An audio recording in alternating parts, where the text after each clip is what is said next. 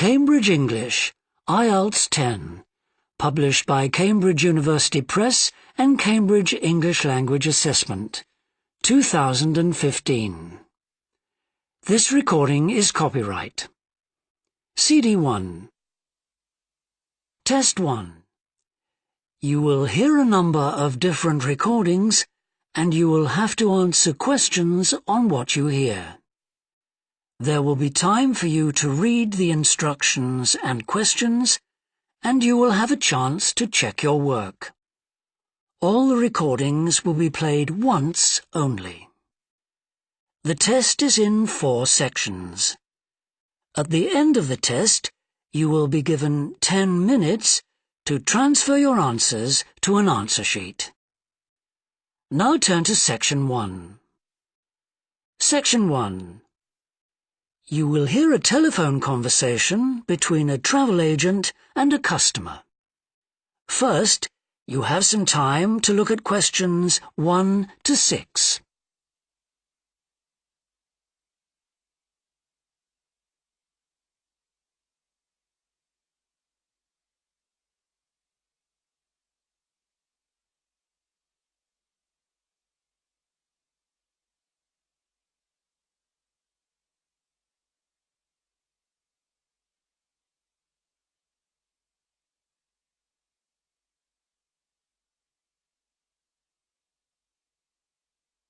You will see that there is an example that has been done for you.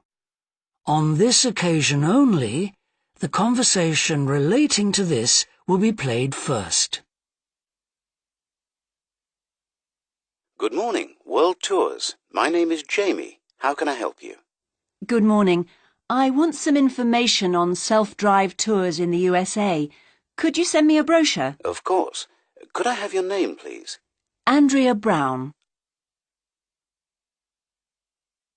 The customer's name is Andrea Brown, so Brown has been written in the space. Now we shall begin. You should answer the questions as you listen, because you will not hear the recording a second time. Listen carefully and answer questions 1 to 6. Good morning, World Tours. My name is Jamie. How can I help you? Good morning. I want some information on self-drive tours in the USA. Could you send me a brochure? Of course. Could I have your name, please? Andrea Brown. Thank you. And your address? 24 Ardley Road. Can you spell that? Ardleigh Road. Postcode? BH5 2OP. Thanks. And can I have your phone number? Is a mobile all right? Fine. It's 07786 643 091. Thank you. And can I ask you where you heard about World Tours? From a friend, or did you see an advert somewhere? No, I read about you in the newspaper. OK, I'll get the brochures in the post to you, but can I give you some information over the phone? What kinds of things do you want to do on your holiday? I'm interested in going to California with my family. I've got 2 children, and we want to hire a car. OK. We have a couple of self-drive tours there, visiting different places of interest in California. The first one begins in Los Angeles, and there's plenty of time to visit some of the theme parks there. That's something on my children's list, so I'd want to include that. Good. Then you drive to San Francisco. From San Francisco, you can drive to Yosemite Park, where you spend a couple of nights. You can choose to stay in a lodge or on the campsite. I don't like the idea of staying in a tent. It'd be too hot. Right. And the tour ends in Las Vegas. OK. The other trip we can arrange is slightly different. It starts in San Francisco, then you drive south to Cambria. Someone told me there's a really nice castle near Cambria. Will we go near that? Hearst Castle is on that road, so you could stop there. Good. I'd like to do that. Does this trip also go into the desert? No, it continues to Santa Monica, where most people like to stop and do some shopping. We have enough of that at home, so that doesn't interest us. OK. Well, you could go straight on to San Diego. That's good for beaches, isn't it? That's right. That's a good place to relax, and your children might like to visit the zoo before flying home. I don't think so. We want some time for sunbathing and swimming. Before you hear the rest of the conversation, you have some time to look at questions 7 to 10.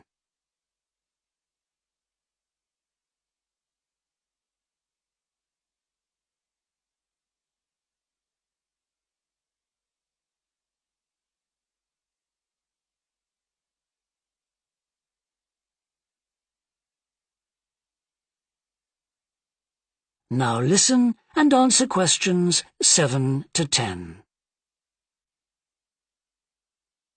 So, how many days are the trips, and how much do they cost? The first one I told you about is a self-drive tour through California, which lasts 12 days and covers 2,020 kilometers. The shortest journey is 206 kilometers, and the longest is 632 kilometers. The cost is £525 per person. That includes accommodation, car rental, and a flight, but no meals. OK. And the other trip? That lasts 9 days, but you spend only 3 days on the road. You cover about 980 kilometers altogether. So is that cheaper then? Yes, it's almost £100 cheaper. It's £429 per person, which is a good deal. So that covers accommodation and car hire. What about flights? They aren't included, but these hotels offer dinner in the price. OK. Well, thank you very much. I'll be in touch when I've had a chance to look at the brochure. I'm pleased to help. Goodbye. Goodbye. That is the end of section 1. You now have half a minute to check your answers.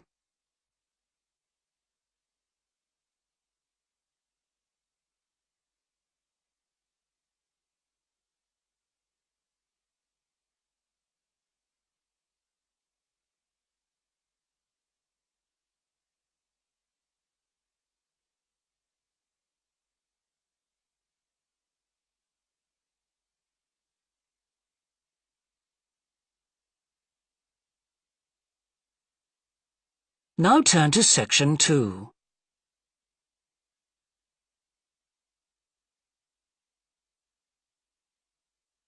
Section 2.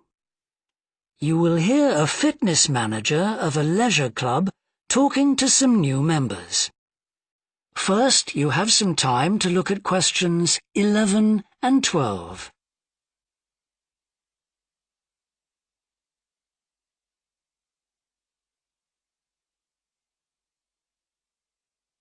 Now listen and answer questions 11 and 12. On behalf of LP Clubs, I'd like to welcome you all here today. My name's Sandy Fisher, and I'm one of the fitness managers here. Before we start our tour of the club, I'll just run through some basic information about the facilities we have here, including recent improvements, and explain the types of membership available. Our greatest asset is probably our swimming pool, which at 25 metres isn't Olympic-sized, but now we've expanded it to 8 lanes, it's much wider. This means there are rarely more than a couple of people at a time in each lane. Unfortunately, there isn't space for an outdoor pool here, but the glass roof on the swimming pool is partly retractable, which means you can enjoy something of the open-air experience on warmer days. Our recently refurbished fitness suite has all the latest exercise equipment, including 10 new running machines and a wide range of weight training machines. Each member is given full training in how to operate the equipment, and there is always a trainer on duty to offer help and advice. Although we do have adult-only times after 6 and at certain times at weekends, children are well catered for. Older children continue to benefit from a wide range of tuition, anything from trampolining to yoga. Before you hear the rest of the talk, you have some time to look at questions 13 to 20.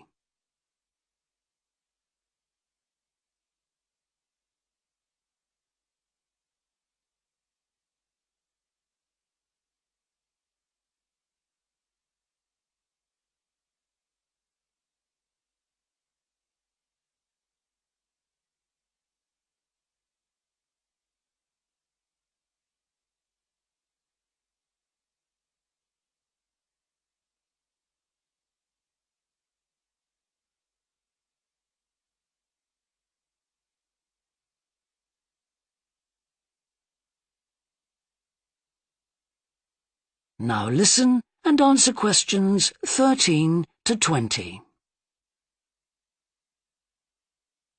One thing all our members appreciate about us is that we take very good care of them. This starts on day 1 with your personal assessment.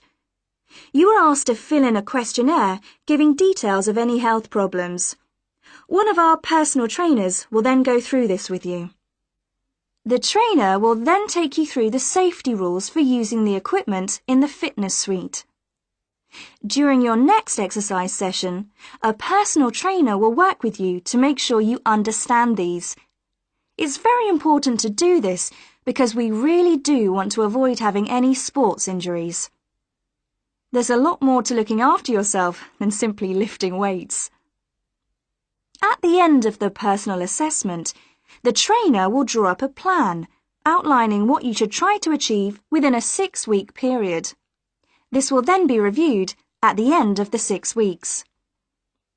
Now, I'll just quickly run through the types of membership we have available. All members must pay a joining fee of £90 in addition to the rates for the monthly membership fees. Gold membership entitles you to free entry at all LP clubs. There are now LP clubs in all major cities and towns, so if you travel a lot, this will be a great advantage. Individual gold membership costs £50 a month, and joint membership for you and your partner will cost £75. Premium membership is for professional people whose work commitments make it difficult for them to use the club during the day, and so LP gives booking preferences to Premier members at peak times. This means you'll find it easier to book the sessions at times that suit you. Reciprocal arrangements with other LP clubs are available to Premier members. Premier membership is for individuals only, but you'll be sent passes for guests every month. The monthly fee is £65. You don't have to have any special clothes or equipment when you visit the club. We provide robes and hairdryers in the changing rooms, but it's very important to remember your photo card because you won't be able to get in without it. For people who aren't working during the day,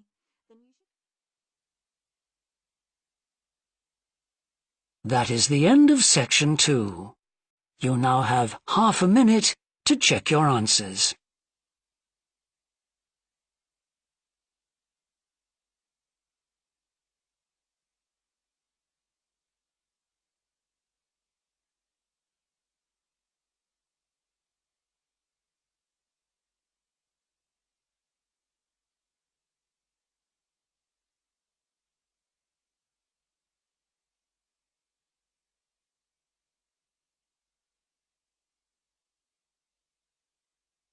Now turn to section 3.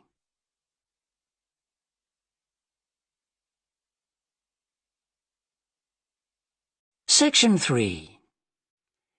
You will hear a student called John talking to a professor about a design competition he is entering. First, you have some time to look at questions 21 to 25.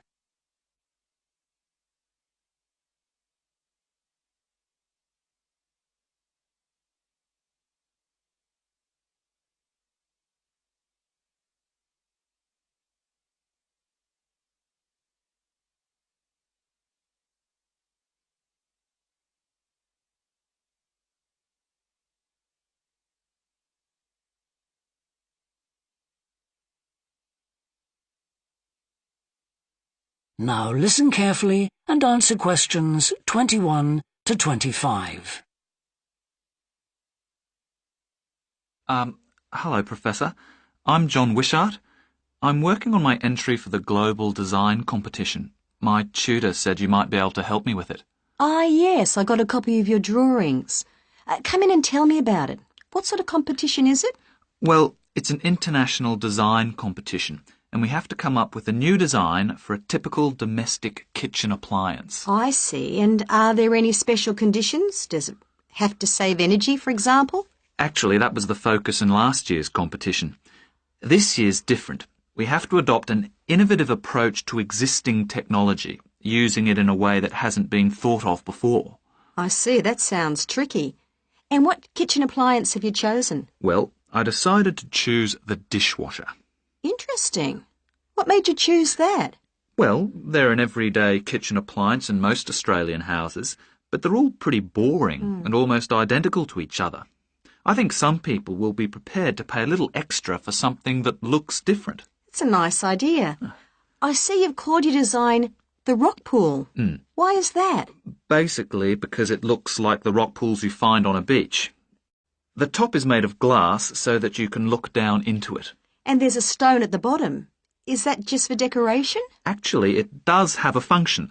Instead of pushing a button, you turn the stone. So it's really just a novel way of starting the dishwasher. That's right. It's a really nice design, but what makes it innovative? Well, I decided to make a dishwasher that uses carbon dioxide. In place of water and detergent? How will you manage that? The idea is to pressurize the carbon dioxide so that it becomes a liquid. The fluid is then released into the dishwasher where it cleans the dishes all by itself. Sounds like a brilliant idea. Your system will totally do away with the need for strong detergents. So what happens once the dishes are clean? Well, to allow them to dry, the liquid carbon dioxide and the waste materials all go to an area called the holding chamber. That's where the liquid is depressurized and so it reverts to a gas. Then the oil and grease are separated out and sent to the waste system. It sounds like you've thought it all out very thoroughly. So what happens to the carbon dioxide once the process is complete? Not wasted, I hope. Actually, that's where the real savings are made. The carbon dioxide is sent back to the cylinder and can be used again and again. What a terrific idea. Do you think it will ever be built? Probably not, but that's okay. Well, I'm sure a lot of positive things will come out of your design. Before you hear the rest of the discussion, you have some time to look at questions 26 to 30.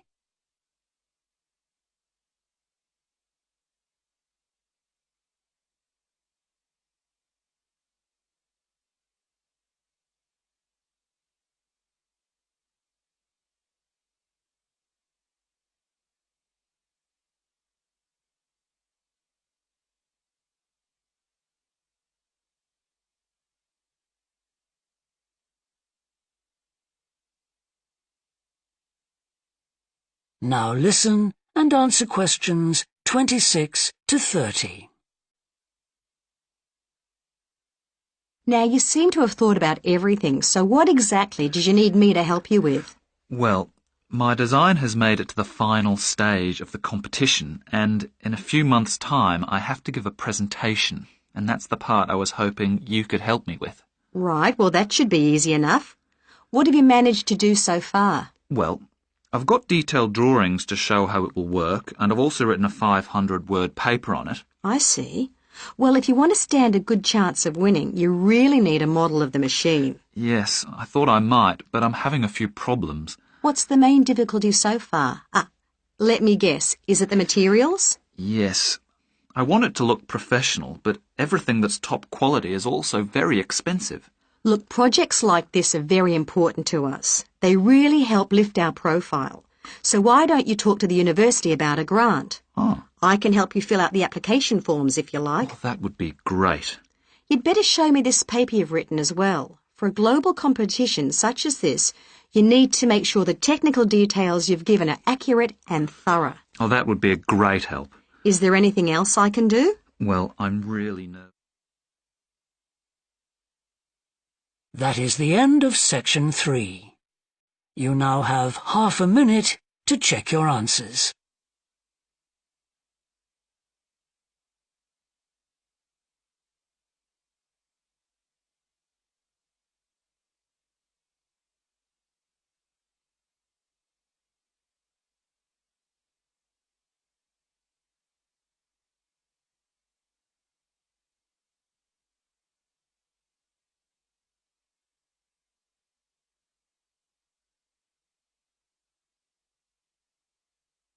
Now turn to section 4.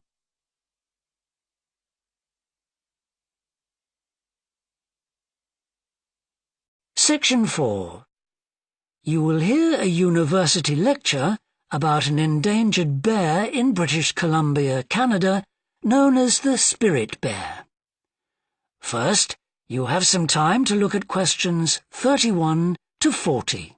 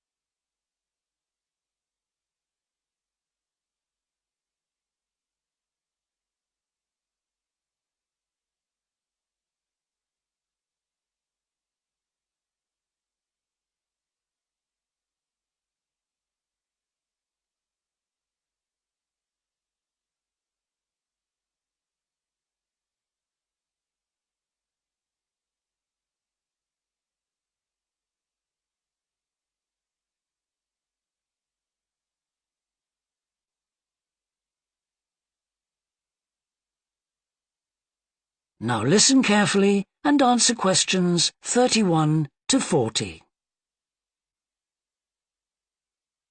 Today, we continue our series on ecology and conservation with a look at a particularly endangered member of the black bear family.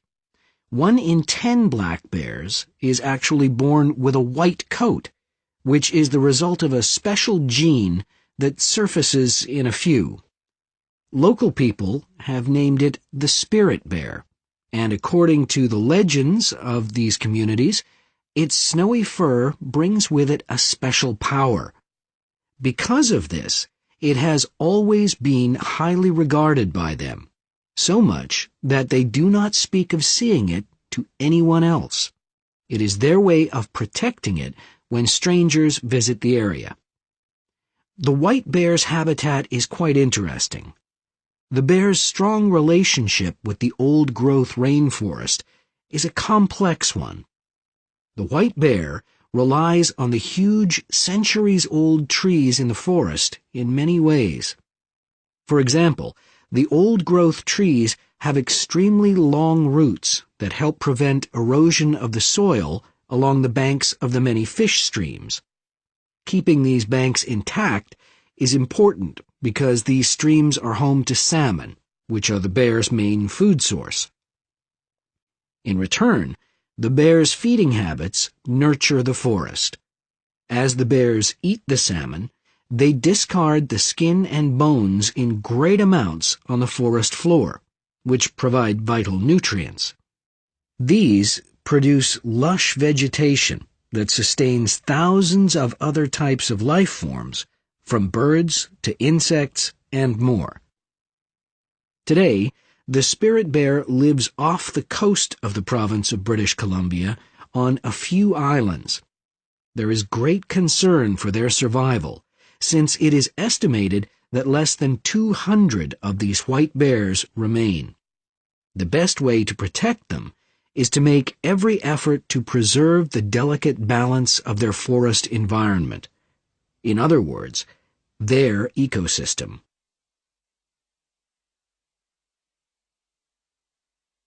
The greatest threat to the bear's existence is the loss of its habitat. Over many years, logging companies have stripped the land by cutting down a large number of trees. In addition, they have built roads which have fractured the areas where the bear usually feeds, and many hibernation sites have also been lost. The logging of the trees along the streams has damaged the places where the bears fish. To make matters worse, the number of salmon in those streams is declining because there is no legal limit on fishing at the moment. All these influences have a negative impact on the spirit bear's very existence, which is made all the more fragile by the fact that reproduction among these bears has always been disappointingly low. And so, what's the situation going forward? Community organizations environmental groups, and the British Columbia government are now working together on the problem. The government is now requiring logging companies to adopt a better logging method, which is a positive step. However, these measures alone may not be sufficient to ensure a healthy population of the spirit bear in the future. Other steps also need to be taken. While it is important to maintain the spirit bear's habitat, there also needs to be more emphasis on its expansion. The move is justified as it will also create space for other bears that are losing their homes to damage. That is the end of section 4. You now have half a minute to check your answers.